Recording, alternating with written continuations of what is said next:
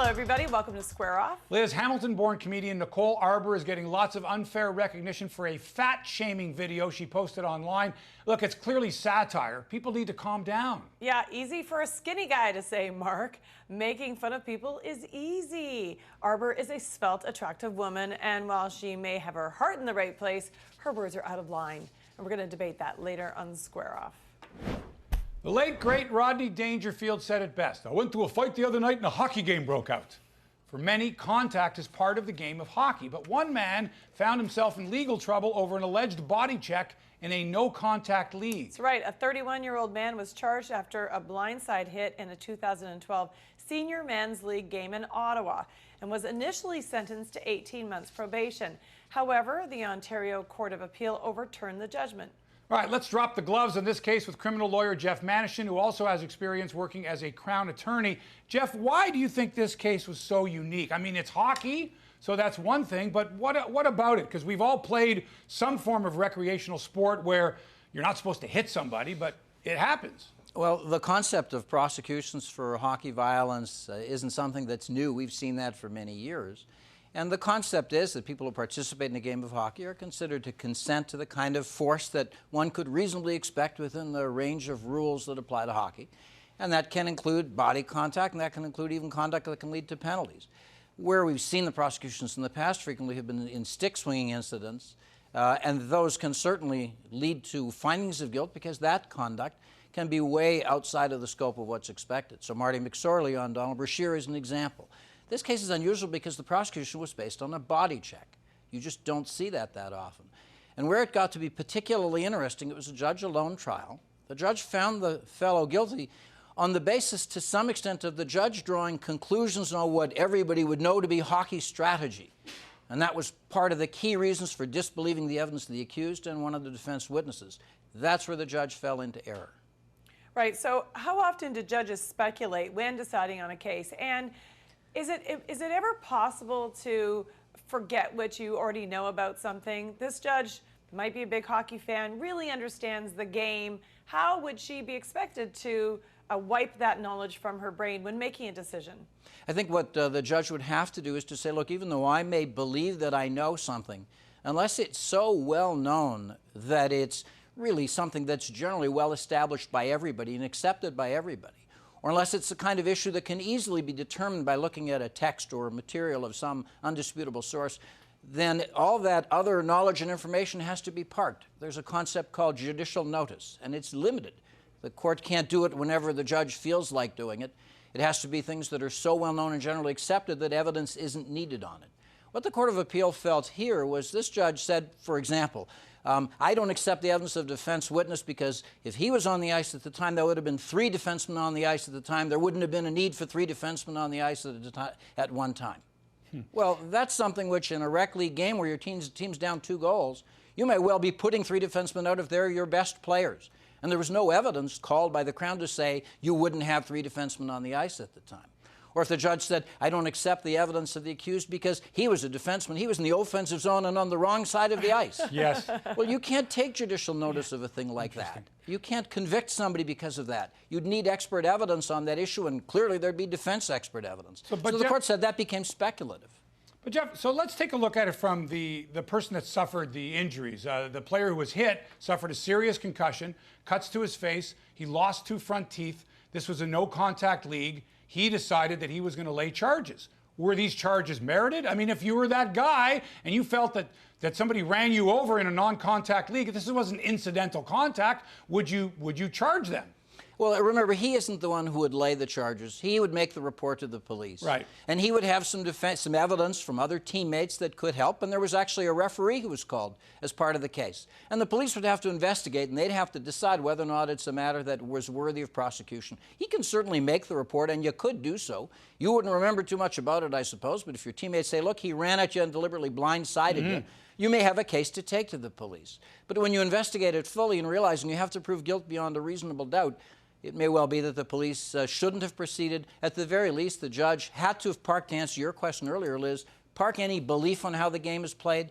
The Court of Appeal says that issues of hockey strategy are disputed by everybody, and you simply can't take judicial notice of it. It's knowing your role as a judge. It's what you can and can't do. And there's an element to self-discipline. If you rule a statement out because it's inadmissible, you can't thereafter consider it on the basis of guilt or innocence. You may know about it. You have to park it. I'm sure there's lots of people that have been hurt and just said, you know what, that was part of the game. Maybe I don't want to play anymore, but they didn't necessarily place charges. Has there ever been a case where a person faced charges after a body check in a hockey game, or have assault charges ever actually been laid in a hockey fight? Well, we had that in this case for a hockey game. Hockey fights, I think there may have been some cases back in the 70s. I remember actually there was one, and I caught part of the game where Dan Maloney gave it to, I think it may have been Brian Glennie. He was pounding his head up and down on the ice. I got to the game a couple minutes later, and somebody said, you just missed seeing Maloney lay out Glennie. I said, what'd he get? He said, 5 minutes. I said, he should have gotten 6 months. That one went to trial, and Maloney was acquitted. That's right. So there was one from a hockey fight, but it's unusual because the issue in part has to go beyond the scope of the consent. I think Todd Bertuzzi was prosecuted, though, for assault bodily harm. Yeah, and that wasn't really a fight so much as an attack. It's true. We're going to switch gears here, Jeff, from the rink to the theater. The Toronto International Film Festival kicks off tomorrow. We wanted to ask you about lawyers on film. I mean, Liz and I both love, lawyer dramas. What are some of the differences, though, that you see when actors try to portray trial lawyers? Well, one of the features that I start with, Mark, is the script. And it often happens that the script is so melodramatic and over the top that it really bears no connection to reality. And so many of the dramas that I've seen, I'm going to view it as a lawyer, so now I will take judicial notice of how lawyers conduct themselves in court, because I know that. Where I say, no, this is entirely unrealistic. I can't go for that. There are a few that I've seen over the years that I really liked. Like one of them was a movie from the 80s. It was called Break or Morant. Yeah, and an it's Australian one that a lot of movie, people right? might not know about. Australian. That's right. And in fact, it was a military court-martial where 3 Australian soldiers were prosecuted for effectively war crimes. Very compelling dramatic scenes with very good cross-examination. Another good one is a movie called Presumed Innocent with Harrison Ford. It was written by a former prosecutor, Scott Turow, turned defense counsel, so he knows the inside of a courtroom. But I think my favorite, the one that I found most realistic for courtroom work, is the one a lot of people have seen, A Few Good Men. Yeah, we were talking about that with Jack Nicholson. Tom Cruise. You know what else comes to mind is Double Jeopardy, because until that film came out, I don't know how many people knew that there was such a thing.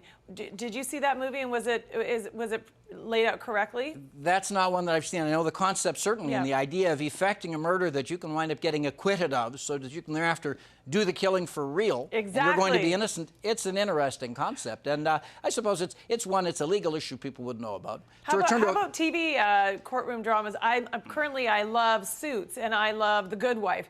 But they make it, when I watch those shows, I think to myself, oh, I want to be a lawyer because it looks fantastic and they dress so well. But do they really, clear their cases so quickly? It seems like someone suddenly goes, oh, and then they run out of the room and they figured out how to plead their case and win.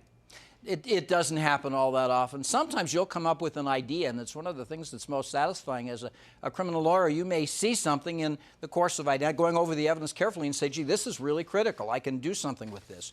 Or for me, if I'm cross-examining a police officer, and I see an area to really be able to attack his credibility and undermine it significantly, it can be satisfying. It can be rewarding. But there's a lot of drudgery. There's a lot of dry work. There's a lot of grinding it out. There's a lot of stuff that's routine. It's not solved anywhere near as fast as they do on TV with breaks for commercials. Do you really get 12 boxes delivered to you that you're supposed to sift through? Does that ever happen? Sometimes that, and in fact, Liz, a lot of stuff we're getting now is on a flash drive, a USB stick. Right. And if you were to print it out, it would be boxes and boxes. So you do get that.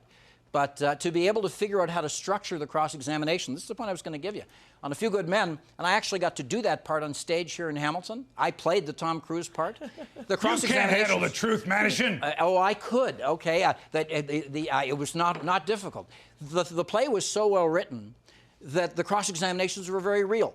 And so to be able to memorize the lines, I could see what was meant by the structure of the cross-examination. So if someone wants to see really good advocacy... We got to cut the scene, Jeff. We're cutting the scene. We're out of time. Jeff, we got to go. You understand how it is in the entertainment business. That's criminal lawyer Jeff. In court, they don't do that to me. No, well, we are here. Criminal lawyer Jeff Manishen, thanks as always for joining us. That's a lot of fun. Thanks. Okay. When we come back, the tax man always seems to get you, and that doesn't change even when you meet your maker. If you really dislike someone, make them the trustee of your estate. We'll explain next on Square Up.